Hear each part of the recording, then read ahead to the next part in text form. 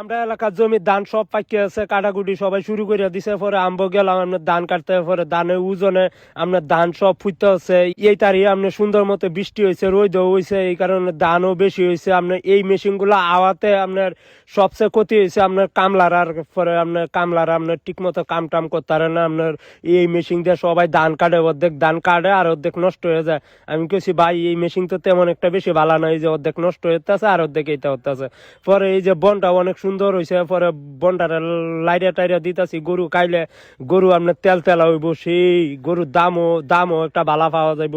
বনগুলা লাললাম, লাইলে হাইরা পরে বাইরের লগে কতন বইয়া গপ্প সপ্প করতেছি, কইতাছি রিপন তুই তো এখন বালাই চলতেছে। আমি কেছি সব আল্লাহর ইচ্ছা, আল্লাহ আমার চলাইতেছে। পরে বাইরের লগে কতন গপ্প সপ্প করলাম, কইরা হাইরা কইতাছি ভাই আপনি তো অনেক সুন্দর প্রতি ফাইডে মাছ ধরে আনছে। আমি কিছু মাছ আমার দেওয়ান লাগবো, আমি লসা করে ফুডি মাছ দিয়ে আপনার রাইন্দা কায়াম। কয় আচ্ছা তুই নিস, জালতে আলোক করে লই বাড়ির যায় লই। পরে তারা আপনার বাড়ির উদ্দেশ্যে রওনা দিছে।